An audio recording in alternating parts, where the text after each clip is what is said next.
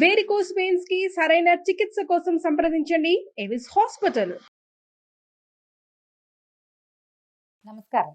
విష్ణు పురాణం 24వ భాగంలోకి వచ్చాం. కృష్ణుడు మధురానగరం చేరాడు. అక్కడ ధనుర్యాగాని కోసం మంత్రపూతంగా చేయబడి ఉన్నటువంటి ఉంచబడిన ధనుస్సుని విరగొట్టి యథాశక్తి దానికి అడ్డం వచ్చిన వాళ్ళందరినీ చావగొట్టాడు. ఈ విషయాన్ని తెలుసుకున్న కంసుడు ఏం చేశాడో చూద్దాం. కంసుడు ఈ విషయం ఎప్పుడైతే తెలుసుకున్నాడో రోషభీషణాకారుడై మల్లయుద్ధ వీరులైన చాణూర ముష్టికులు ఇద్దరిని రప్పించి వాళ్ళకి నూతన అంబరాలు ఆభరణాలు ఇచ్చి ఈ రామకృష్ణుల్ని ఎదిరించండి, వేరువేరుగా అయినా సరే కుమ్మక్కైనా సరే ఎలాగైనా నా పగవారిని రూపుమాపి నా మనోవ్యాధిని పోగొట్టండి, ఇలా చేస్తే కనుక రేపొద్దున సిరి సంపదలన్నింటికీ మీ ప్రాపే కాపు అని చెప్పాడనమాట. రేపు ఉదయమందు మీ మల్లుడితోటి రంగమధ్యంలో ఉండి ఆ పిల్లలిద్దరినీ రూపుమాపండి అన్నాడు. కువలయాపీఠం అనే మదగజం ఒకటి ఉంది మన దగ్గర, దానిని మావటివాడు తీసుకొచ్చి వాడిని రప్పించి ఈ సభాభవనం ముఖద్వారం దగ్గర ఉంచండి. ఈ బలరామకృష్ణులు ఇద్దరు ద్వారాన్ని సమీపించగానే ఏనుగుతోటి వాళ్ళిద్దరిని తొక్కించండి, ఎందుకైనా మంచిది, మన సైన్యాన్ని తీసుకొచ్చే సైన్యాధిపతులని సిద్ధంగా ఉండాలని చెప్పండి అని పంపించాడు. తెల్లవారగానే స్నానము రాచముస్తాబు అయ్యి రంగ సమీపాన ఉన్నటువంటి ఒక పెద్ద మంచం, ఉత్తుంగంగా ఉన్న పెద్ద మంచం మీద కూర్చున్నాడట. ముందు వెనక పక్కలా ఉండవలసిన చుట్టాలు, ఉద్యోగులు, మిత్రులు ఆసీనులుగా ఉన్నారు. పౌరకాంతలంతా ఈయన గారి ఈ కంసుడి యొక్క వైభవాన్ని చూస్తూ బంగారు మేడల నుంచి ముచ్చటగా కబుర్లు చెప్పుకుంటున్నట్ట. వసుదేవాది యాదవులు, నందాది గోపాలురు సముచిత స్థానాల్లో ఉన్నారు. చాణూర ముష్టికులు మల్లయుద్ధానికి తగిన వేషాలు ధరించి అనుచరులతో కలిసి రంగమధ్యంలో ఉన్నారట. కువలయాపీడంతో మావటివాడు వాకిట్లో సిద్ధంగా ఉన్నాడు. ముఖద్వారం దగ్గర చతురంగ బలం నలుదిక్కులా మోహరించి ఉంది. ఆ దశలో కంసుని అనుమతితోటి రామకృష్ణులు వచ్చారు. వెంట వాళ్ళ వెనకాల పడి కొంతమంది గోపబాలకులు కూడా వచ్చారట. కృష్ణునితోటి చాణూరుడు, రామునితోటి ముష్టికుడు యుద్ధానికి సిద్ధంగా ఉన్నారు, ముష్టి యుద్ధం చేయడానికి. అక్కడున్న పెద్దలు ఇంత చిన్నపిల్లలతోటి బలిష్ఠులు, వయసుకు పెద్దవాళ్ళు అయినటువంటి చాణూరు ముష్టికులు యుద్ధం చేయటువంటి చూస్తే పిల్లలు 12-13 సంవత్సరాల పసిపిల్లల్లాగా ఉన్నారు. అంటే ఒళ్ళు మండిపోయింది. పసిపిల్లలు ఏమిటి, వీడు ఇంతమంది రాక్షసుల్ని చంపాడు, ఎంతమందినో చంపిన వాడిని పసివాడని అనడానికి వీల్లేదు. సరే ఏమైంది, ఈ గుమ్మంలోకి ముఖద్వారంలోంచి రామకృష్ణులు ఇద్దరు లోపలికి ప్రవేశించబోతుంటే మావటి వాటి ఏం చేసేట, కువలయాపీడం అనే ఆ ఏనుగుని, అది కొంత మదమెక్కి ఉన్నది, దాన్ని ఉత్తేజపరిచాడు, కోపం తెప్పించాడు. దానికి కోపం తెప్పించేసరికల్లా అది ఎదురుకుండా ఉన్న వాళ్ళ మీద పట్టిన వెనక్కి తిరిగి కోపం తెప్పించిన వాడి జోలికి వెళ్ళదు, అది ముందున్న వాళ్ళ మీదకి వెళ్తుందనమాట. వాళ్ళిద్దరి మీదకి ఒక దూకిందట. దూకేసరికల్లా ఈ పైనున్న మావటి వాడిని లాగేశాడట కిందకి, బలరాముడు పైనుంచి కిందకి ఒక ఎగిరి. కృష్ణుడు ఏం చేశాడు, పిడిగుద్దులతోటి కువలయాపీడాన్ని వంచేశాడు. సంహరించారు మావటి వాడిని, సంహరించి కువలయాపీడాన్ని కూడా సంహరించి దాని ఆ ఏనుగు యొక్క 2 దంతాలని చెరో పక్క నుంచి లాగి భుజాల మీద వేసుకొచ్చారట. ఇద్దరు కాలదండధరులుగా వచ్చారు. ఎట్లా ఉందంటే ఈ కాలదండధరులు యముడే ఇలా 2 స్వరూపాల్లో వస్తున్నాడు అనిపించిందట. ఆ దండాలతోటి లోపలికి వస్తుంటే కృష్ణుడు చాణూరుడు బాహుయుద్ధానికి తలపడ్డారు. ఇద్దరికి చాలాసేపు పట్టువిడుపుతోటి భీకరంగా పోరు సాగింది. చివరికి కృష్ణుడు విజృంభించి చాణూరుని పాదాలు పిడికిట బిగించి 100 మార్లు పైనుంచి మహావేగంతో తిప్పగా వాడి నోట్లోంచి, ముక్కులోంచి, చెవుల్లోంచి నెత్తురు కారిపోయిందట. శరీరం చీలి విరిగిన అది ఒక వస్తువులాగా, వస్తువు విరిగితే ఎట్లా పడుతుందో అట్లా పడిపోయిందట, ప్రాణాలు హరించేసింది. అదేవిధంగా బలభద్రుడు ముష్టికునితోటి పట్లు పట్టి అతన్ని శవాన్ని చేసి విసిరేశాడు. ఈ వైపరీత్యం తన కళ్ళ ముందే జరగటం కంసుడికి రోషం పెరిగిపోయింది. ఒళ్ళు మండిపోతాను చూస్తూ ఉంటే. ఎవరో ఒకళ్ళు యుద్ధం చేస్తుంటే మిగిలిన వాళ్ళ బయట నుంచిన వాళ్ళు కూడా ఒక కొట్టు, లాగు, పెట్టు, చెయ్యి, ఇంకోసారి అలాగే అలా అరుస్తూ ఉంటారు. ఎప్పుడు ఇది వాళ్ళిద్దరి పట్ల, ఇద్దరి మీద యుద్ధాన్ని ఎంకరేజ్ చేసే ఉద్దేశం ఉంటే, ఇక్కడ యుద్ధం కాదు, ఎట్లాగైనా వీళ్ళని సంహరించాలన్న ఆలోచనే ఉంది అతనికి. సంహారం పోయి వాళ్ళని ఏమీ చేయలేక వాడికి చిన్న దెబ్బలు కూడా తగలటం లేదు, సంహారం ఏమో వీళ్ళ పాలబడింది. ఈ వైపరీత్యం చూసేసరికల్లా కోపం పట్టలేక దేవకి వసుదేవుల్ని చెరసాల్లో బంధించండి, నా తండ్రి ఉగ్రసేనుడి తల తెగ నరకండి, యదువృష్టి కాంభోజ అంధకారులను వాళ్ళందరినీ కొర్రుళ్ళు నాటి బాధించండి, నందాదులను గొల్లలను చితకొట్టి వాళ్ళ ఆలమందలను ఆస్తిపాస్తుల్ని కొల్లగట్టండి అని ఆజ్ఞలు జారీ చేసి, నేను ఈ పిల్లలు బలరామకృష్ణుల పని పెడతానని వాద్యాలు వాయించద్దని చతురంగ బలాన్ని రమ్మని ఆజ్ఞాపించగా ఆజ్ఞాపించాడు, అరిచి కేకలు పెడుతున్నాడు అనమాట. ఇప్పుడు ఇద్దరు గెలవంగానే వెంటనే వాద్యఘోష వినపడుతుంది, గెలిచారు గెలిచారు శభాష్ అని. ఈ శభాష్లు వద్దంటున్నాడు అనమాట. ఈ చతురంగ బలాల్ని కూడా వచ్చేసేయమన్నాడు రంగం మీదకి అనేసరికల్లా కృష్ణుడు ఏం చేశాడట, ఒక్క ఎగురెగిరి ఏ మంచం మీద అయితే కంసుడు ఉన్నాడో అక్కడికి ఒక ఎగిరి పైకి వెళ్ళాడట. ఎగిరి కిరీటాన్ని పడగొట్టి తలను వక్షానికి అదిమి ఒక్క తాపులో కిందకి దోసి కుప్పిగంతులు వేసి వీపు మీద తన్నాడు. ఇంకా చెప్పేదేముంది, వాడి ప్రాణవాయువు వాయువులో కలిసిపోయింది.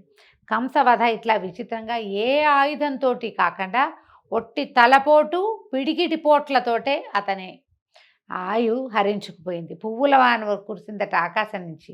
దేవదుందుభులు మోగాయి, గంధర్వులు మనోహరంగా పాటలు పాడారు పైనుంచి. బలరాముడు కంసుడు తమ్ముడిని కూడా అలాగే చాళ్ళు చేతులు కూడగట్టి మీదకెక్కి గిరగిరా తిప్పి కిందకి పడగొట్టాడు. ఆ దెబ్బతో వాడి ప్రాణాలు కూడా అన్న ప్రాణాల్లాగానే అంతరించుకుపోయాయి. ఈ సంఘటన చూస్తున్న యాదవులు నందాదులు పరమానందులయ్యారు. తర్వాత బలరామకృష్ణుడు దేవకీ వసుదేవుల వద్దకు వెళ్ళి పాదాభివందనాలు చేయగా మహానందంతో వాళ్ళ కుమారులని కౌగిలించుకున్నారు. మీరు దేవతలకు కూడా అసాధ్యాలైన పనులు చేస్తున్నారు. మా అదృష్టవశాత్తు కొడుకులుగా పుట్టిన ఆ వాసుదేవుడే మీరు. మీ మాయకు లోబడి మేము గుర్తించలేకుండా ఉన్నాము. మా ఎందున్న మాయను పోగొట్టి భక్తితో మా జీవితాలను పెనవేసి మా ఎందున్న అపరాధాలను బాపి రక్షించమని భగవత్ ప్రార్థన చేస్తున్నట్టుగా కుమారులని ప్రార్థించారట. అప్పుడు కృష్ణుడు, అలా అనకండి, మేము మీ పిల్లలం, ఆదరాభిమానాలతో మీరు మమ్మల్ని పెంచుకోవాలి అని చెప్పి తన మాయ చేత వారి వివేకాన్ని తెరగప్పి అలాగే అక్కడ ఉన్నటువంటి బంధుమిత్రాదులందరినీ చూసి సముచిత రీతితోటి మాట్లాడారు. బాబాయి మామయ్య అందరినీ కుశలం కనుక్కున్నారనమాట. కంసుని అంతఃపుర కాంతలు వచ్చి ఈ భర్త యొక్క కళేబరం మీద పడి తలా వక్షం గుండెలు బాదుకుంటూ ఏడవడం ప్రారంభించగా కృష్ణుడు వాళ్ళ దగ్గరికి వెళ్ళి వాళ్ళ దుఃఖాన్ని పోగొట్టి మాటలతో ఓదార్చి పంపించాడు. ఒకప్పటి యయాతి పలికిన శాపం వల్ల యాదవులకు రాజ్యాధికారం చెల్లదన్నది స్మరించి అలాంటి కాంక్ష లేనివాడై వెళ్ళి చెరసాలలో బద్దుడై ఉన్న ఉగ్రసేనుని విడిపించి తీసుకొచ్చి కంసునకు పారలౌకిక క్రియలు వారి చేత చేయించి రాజుగా పట్టాభిషేకం చేయించి అక్కడికి వచ్చిన రాజులందరినీ పరికించి చూసి ఇట్లా అన్నాడట, ఈ క్షణం నుంచి యాదవులు మిగిలిన వారు నేను మా అన్న నీకు అనుకూలంగా ప్రవర్తిస్తూ ఉంటాం. ఏలాంటి నెదురు బెదురు లేక పరిపాలన సాగిస్తూ ఉండని ఉగ్రసేనుడికి ధైర్యం కలిగించి వాయువుని ఆహ్వానించాడట. ఇంద్రుడి వద్దకు వెళ్ళి నేను ఇమ్మన్నానని చెప్పి సుధర్మను అడిగి తీసుకురా అని అడగంగానే వాయుదేవుడట అమరావతికి వెళ్ళి సుధర్మని తీసుకొచ్చాడు. సుధర్మ అంటే దేవసభట. సుధర్మని తీసుకొచ్చాడట. ఉగ్రసేనుడు ఆ సభ మధ్య పీఠాన కూర్చుని ఈ సుధర్మ అనే దేవసభని భూలోకానికి మన ద్వారకా అనకూడదు మధురా నగరానికి తీసుకొస్తే ఇక్కడ ఈ ఉగ్రసేనుడు ఆ సుధర్మలో కూర్చునే పాలన చేసేవాడట. ఈ విధంగా కృష్ణలీల చెప్పగా విన్నటువంటి మైత్రేయుడు మహాత్మా శ్రీకృష్ణుని బాల్యలీలలు విని పరమానంద భరితుడయ్యాను. ఆ అవతార పురుషుని తర్వాతి వృత్తాంతము అలాగే బలభద్రుని చరిత్ర కూడా వర్ణించి వివరంగా చెప్పమని మైత్రేయుడు అడిగేసరికల్లా పరాశర మహర్షి ఇట్లా చెప్తున్నారు. ఇలా ఉగ్రసేనుని యాదవరాజుగా పట్టాభిషిక్తుని చేసి అతని చేత నానా యజ్ఞాలు ఎన్నో రకాల యజ్ఞాలు చేయించి అన్నదమ్ములిద్దరూ విద్యార్థులై అవంతిపురానికి వెళ్ళి వేదశాస్త్ర పారంగతుడైన సాందీపుడు అని కూడా అంటారు, ఆయనకి శిష్యులయ్యారట. తర్వాత కొంచెం పెద్దవాళ్ళు అయ్యాక మామూలుగా 8వ ఏటే గురువాశ్రమాలకు వెళ్ళిపోతారు. కానీ వీళ్ళు 12-13 సంవత్సరాలు వచ్చేదాకా ఇక్కడే ఉన్నారు. అప్పుడు పంపించారు చదువుకి. పంపించేసరికల్లా అక్కడికి వెళ్ళి 64 విద్యలు 64 దినాలలో నేర్చుకున్నారట. గురువు అబ్బురపాటుతో చూసేట, అయ్యో ఏమిటిది భగవద్విలాసం, ఎట్లా వచ్చింది వీళ్ళకి అని. ఈ శిష్యులు ఏమన్నారట, గురుదేవా మేము మీకోసం ఏం చెయ్యాలి, మీకేం కావాలో చెప్పండి, అదే మేము మీకు సమర్పించే గురుదక్షిణ అని అడిగేసరికల్లా అప్పుడు ఈయన ఏం చెప్పాడట, ఈ సముద్రం పక్కనే ప్రభాసం అనే తీర్థం ఉంది. ప్రభాస తీర్థం అహ్మదాబాద్కి దగ్గరలో ఉంటుంది, గుజరాత్లో ఉంది. అక్కడ దానిలో నా కొడుకు చిన్న వయసు వాడు పడి మరణించాడు, వారిని బతికించి తీసుకురండి అని అడిగాడట. అప్పుడు ఈ బలరామకృష్ణులు ఇద్దరు అస్త్రశస్త్రాలు ధరించి సముద్రం దగ్గరికి వెళ్ళగా సముద్రుడు భయపడి ఘోషించాట, పెద్ద మోత వచ్చిందట సముద్రంలోంచి. అప్పుడు పంచజనుడు అనే రాక్షసుడు శంఖరూపుడితోటి ఆ బ్రాహ్మణ బాలుని చంపాడు అని శబ్దం అనమాట ఆ ఘోషలోంచి. ఈ సముద్రుని ఘోషను అర్థం చేసుకున్నటువంటి కృష్ణుడు అన్నను గట్టు మీద ఉండమని సముద్రంలోకి ప్రవేశించి పంచజనుడనే వాడిని సంహరించి వాడి శంఖరూపమైన ఎముక ఘోషించేటట్టుగా చేశాడట. ఆ నాదం రక్కసులకి భీకరము, వేల్పులకి ప్రమోదకరము అయిందట. తర్వాత కృష్ణుడు యమలోకానికి వెళ్ళి తన రాక యమునకు చెప్పి గురుపుత్రుణ్ణి తీసుకొచ్చి గురువుకి అప్పచెప్పాడు. తదుపరి అన్నదమ్ములు గురువుకి నమస్కరించి సెలవు తీసుకుని మథురా నగరానికి వెళ్ళిపోయారట. అంత జరాసంధుడికి కంసవధ గురించి తెలుసు ఆల్రెడీ. జరాసంధుని కూతుళ్ళు ఇద్దరు కంసుని యొక్క భార్యలుగా ఉన్నారు. ఆయన భార్యలుగా అస్థి ప్రాస్తి అనేవాళ్ళు ఆయన సొంత కూతుళ్ళు అనమాట. కృష్ణుడి వల్ల వాళ్ళకి వైధవ్యాన్ని, ఆయన కోపం వచ్చింది, కృష్ణుడి వల్లే వాళ్ళకి వైధవ్యం వచ్చింది, వాడి సంగతి చెప్పాలనుకున్నాడు. 23 అక్షౌహిణుల బలంతో మధుర మీదకి దండెత్తి వచ్చాడట. చాలా పెద్దదండి 23 అక్షౌహిణులు అంటే భారత యుద్ధం కంటే పెద్దది యుద్ధం అనమాట. రామకృష్ణులకి వీళ్ళకి సైన్యం తక్కువ ఉంది మధురా నగరంలో. వీళ్ళు తక్కువ సైన్యంతో ఎదిరించారు. తగిన విల్లు, ఆయుధాలు, అమ్ములు ఏమీ లేవు వీళ్ళ దగ్గర. అయితే ఎప్పుడైతే ఈ ఆయుధాలు లేకుండా కృష్ణుడు యుద్ధరంగానికి వచ్చాడో ఆకాశం నుంచి అక్షయమైనటువంటి బాణాల అమ్ముల పొదులు, అక్షయ తూణీరాలు అంటారు, తీసిన కొద్దీ వస్తూనే ఉంటాయి, అయిపోవు అనమాట. శార్ంగమలే విల్లు, కౌమోదకి అనే గద కృష్ణుడి ముందు, తర్వాత బలిష్టమైన ముసలం అంటే రోకలి, హలం అంటే నాగలి, ఈ రెండు బలరాముని ముందు పడ్డాయి. వాటిని ధరించి ఇద్దరు ఈయనేమో ఇది భుజాన్ని వేసుకుని, రోకల్ని ఒక భుజాన్ని వేసుకుని, ముసలాన్ని రెండో చేత్తో పుచ్చుకుని బలరాముడు ఈ విల్లు తర్వాత అక్షయ తూణీరాలు భుజానికి తగిలించుకుని ఇంకో చేత్తో గదని పట్టుకుని కృష్ణుడు యుద్ధానికి వెళ్ళారట. విపరీతంగా ధరించారు, దారుణంగా రణం సాగించారు. జరాసంధుడు ముందు వెనక చూడక రణరంగాన్ని విడిచి పారిపోయేటట్టుగా చేశాడు. ఈ విధంగా బలరాముడు 18 సార్లు మధురా నగరం మీద దండెత్తారు.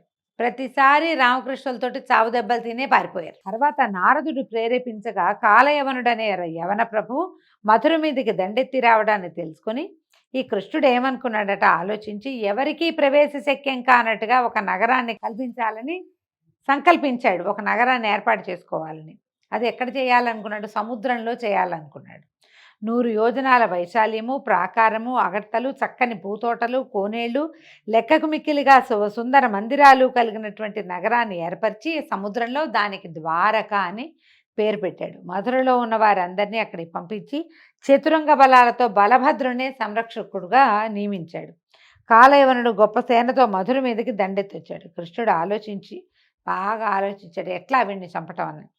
అయితే ఏ ఆయుధము లేక రిక్తహస్తాలతోటి కాలయవనుని వద్దకు వెళ్ళి తన పేరు చెప్పి, నేను పరిగెత్తుకుంటూ పోతూనే ఉంటాను, చేతనైతే వెంట తగిలి పట్టుకొని పరిగెత్తాడట. పెట్టేసరికల్లా ఈ యవన రాజు పరిగెత్తుకుంటూ ఆయన వెనకాల వెళ్ళాడు. వెళ్ళేసరికి వెళ్ళగా ఒక కొండ గుహలోకి ప్రవేశించాడట కృష్ణమూర్తి.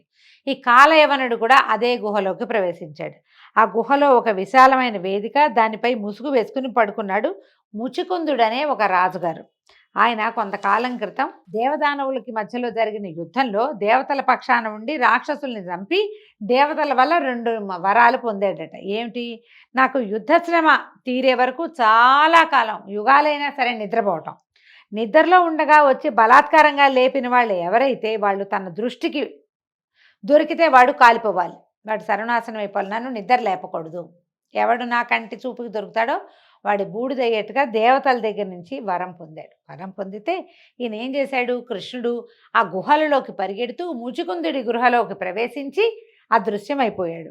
ఈ నిద్రలో ఉన్న ముచికుందుడి గుహలోకే ఆయన ఎక్కడైతే పడుకున్నాడో అక్కడికి కాలయవనుడు పరిగెత్తుకొచ్చి ఈ పడుకుని ఉన్నటువంటి పొడుగాటి స్వరూపము, పచ్చని బట్ట, తల కింద చేయి పెట్టుకుని పడుకున్న స్వరూపాన్ని చూశారు కదా, కృష్ణుడే పడుకున్నాడని నమ్మి ఏం చేశాడంటే కాలయవనుడు ఒక కాలుతో ముచుకుందుని ఒక తన్ను తన్నాడు. తనంగానే ఆయన మెలకు వచ్చి కళ్ళు తెరిచి చూసేసరికల్లా ఆ చూపులోంచి వచ్చిన కోపాగ్ని జ్వాల తగిలి యవనరాజైన కాలయవనుడు నిలువుతా కాలి బూడిదైపోయాడట. చాటుగా ఉన్న కృష్ణుడు ముచుకుందుడి దగ్గరకు వచ్చాడు.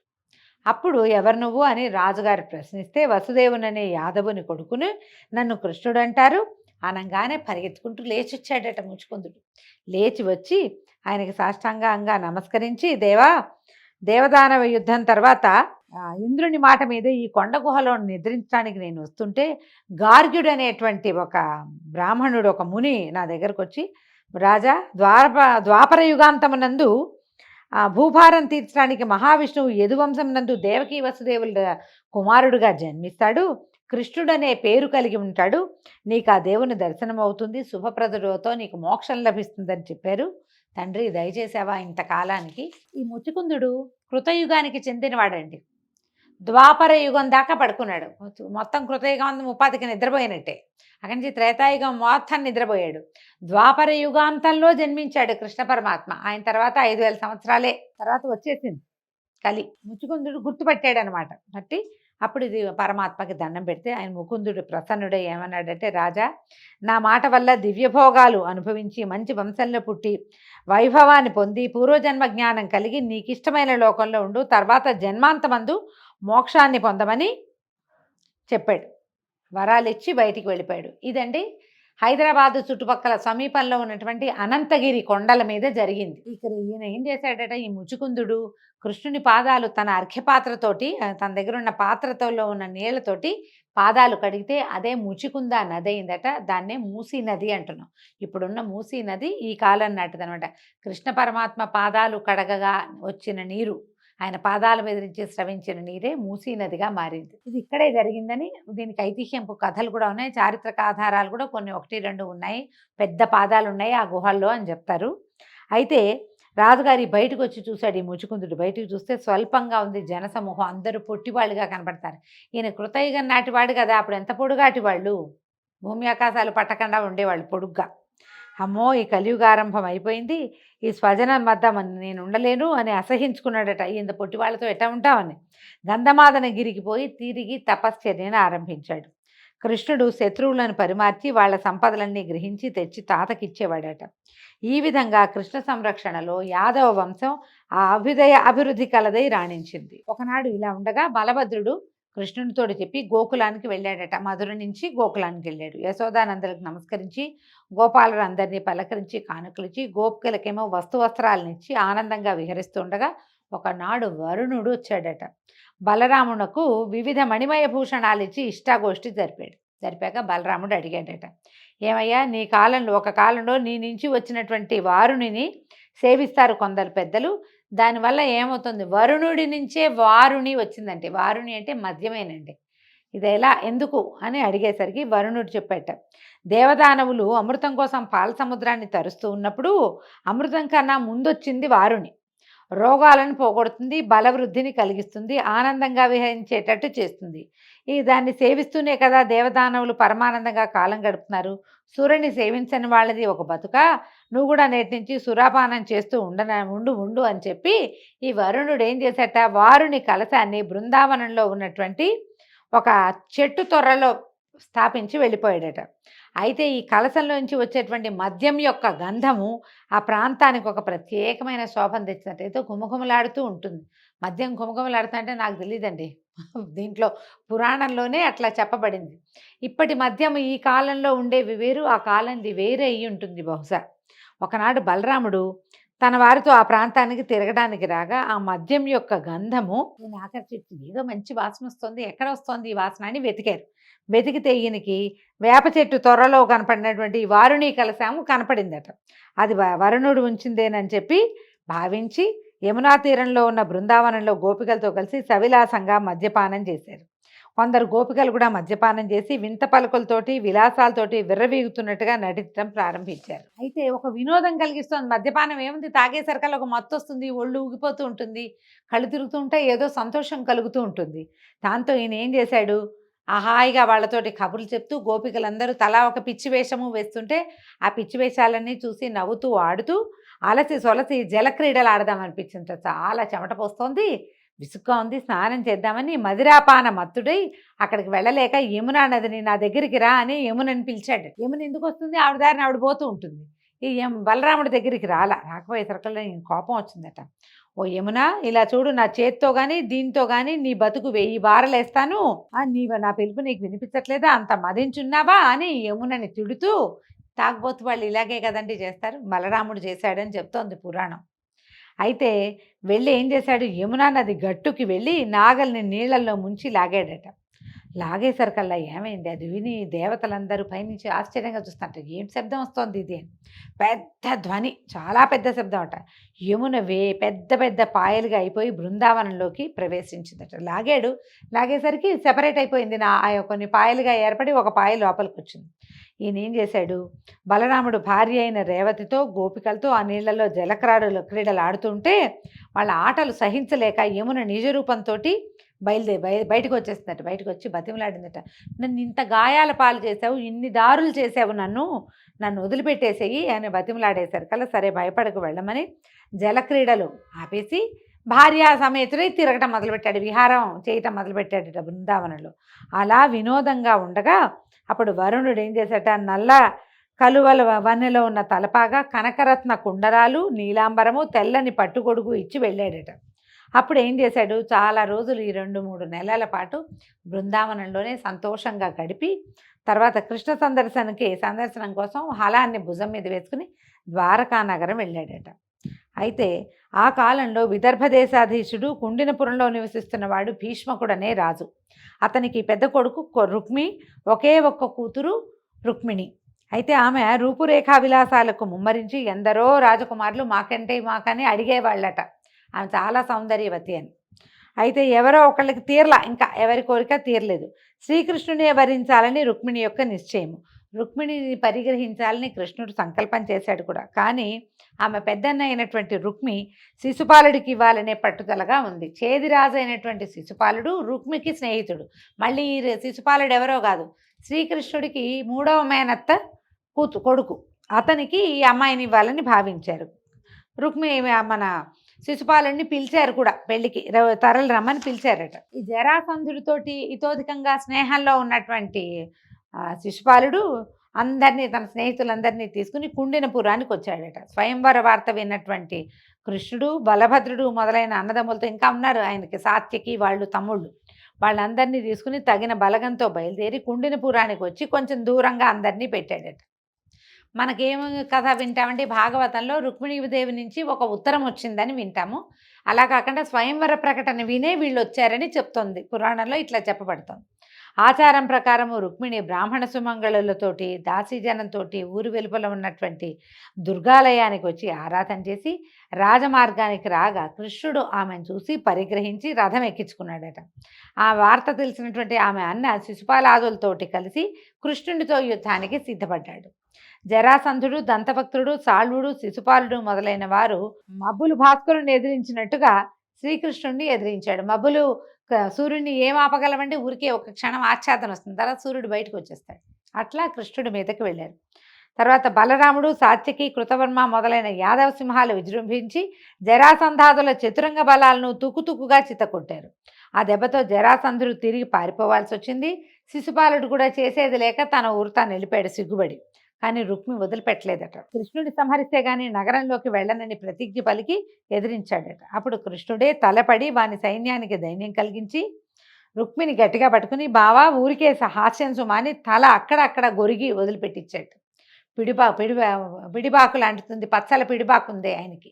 ఆ బాకును తీసి దాంతో తల అక్కడక్కడ బొరియలుగా కట్ చేసి వదిలిపెట్టాడు. తర్వాత విజయలక్ష్మితో సహా రుక్మిణిని తీసుకొచ్చి ద్వారకలో సలక్షణంగా వివాహం చేసుకున్నాడు. అయితే ఈ వివాహానికే రాక్షస వివాహం అని పేరండి. వధువుని బలాత్కారంగా తీసుకురావటం అనేది ఆ రోజుల్లో విధానంగానే ఉండింది. కృష్ణ పరమాత్మ ఆమెను వివాహం చేసుకున్నాడు. కొంతకాలానికి ఆ దంపతులకు మన్మథాంశంతో ఒక కుమారుడు, అచ్చంగా మన్మధుడిలాగా కనపడేటువంటి ప్రద్యుమ్నుడనే నామధేయంతో ఒక కుమారుడు కలిగాడు. అయితే ఈ పిల్లవాడు పుట్టిన 6వ రోజున శంబరాసురుడు అనే రాక్షసుడు పురిటింట్లోకి వచ్చి పసిబిడ్డని ఎత్తుకుపోయి సముద్రంలో పడేశాడట. కృష్ణుని కుమారుడి వల్ల నీకు మరణము అని ఆ శంబరుడికి ఒక అశరీరవాణి చెప్పింది. అందుకని ఏం చేశాడు, ఆ పని జరగకూడదని చంటి పిల్లవాడినే తీసుకొచ్చి సముద్రంలో పారేశాడు. ఆ శిశువుని ఒక చేప మింగిందట. మింగేసరికల్లా ఏమైంది, ఆ మింగిన చేపని ఒక జాలరివాడు పట్టి శంబరాసురుడి కూతురికే తీసుకుపోయి ఇచ్చాడు ఆ చేపని. ఆ చేపను తరిగేసరికల్లా దానికి దాపుగా ఉన్న లోపలున్న శిశువుని చూసి ఆశ్చర్యపోతుంటే నారదుడు వచ్చి అనేసరికి వచ్చి చెప్పాడు, ఏమని, లలన ఈ పిల్లవాడు శ్రీకృష్ణుని కుమారుడు, జాగ్రత్తగా పెంచు అని చెప్పేసరికల్లా ఆవిడ అలాగేనని పిల్లాన్ని పెద్ద చేసింది. అయితే కాగా శంబరునికే ఈ విషయం తెలిసేసరికల్లా పిల్లాడు కొంచెం పెద్దవాడయ్యాడు ప్రద్యుమ్నుడు. అప్పుడు యుద్ధానికి వచ్చాడట. శంబరాసురుడు తెలుసుకున్నాడు కృష్ణుడి కుమారుడు తమ నగరంలోనే పెరుగుతున్నాడని తెలుసుకుని లక్షితుడుగా ఉంటాడు అబ్బాయి. అతనితో యుద్ధం చేసేసరికల్లా శంబరాసురుని చీల్చి చెండాడేశాడట ప్రద్యుమ్నుడు. అప్పటి వరకు సంరక్షణ చేస్తున్నటువంటి మహిళ మాయావతి ఈ ప్రద్యుమ్నుడిని తీసుకొచ్చి ఇక్కడికి వదిలిపెట్టాడు. ప్రద్యుమ్న తీసుకొచ్చి ఇక్కడ వదిలిపెట్టింది. ద్వారకా నగరంలో తీసుకొచ్చి అంతఃపురంలోకి తీసుకొచ్చిందట. తీసుకొస్తే అక్కడ వచ్చిన వాళ్ళంతా ఆశ్చర్యపోయారట. అంతఃపురంలో ఉన్న ఆడవాళ్ళంతా అంత అందమైన ఆ కుర్రవాడిని చూసి మాయావతిని చూస్తూ ఎవరు వీళ్ళని ఆశ్చర్యపోతుంటే రుక్మిణి వచ్చి ఆవిడ చూసిందట. అయ్యో ఎవరి కుర్రవాడు ఆనాడు శివుడి కంటిమంటకి మరణించిన మన్మధుడిలాగా పుట్టాడా? ఏ తల్లికి అన్నది ఇంత నవమన్మధుడైన కొడుకుని, నా కొడుకు బతుకుంటే ఈ వయసులోనే ఉంటాడు కదా అని ఆవిడ కుమారుడిని చూస్తూ కళ్ళనీళ్ళు పెట్టుకుంటుంది. పిల్లాడు ముద్దుగా ఉన్నాడు, నా కుమారుడు కూడా ఇటగే ఉండేవాడు అనుకుంది. కొడుకుని గుర్తుపట్టలే ఆవిడ.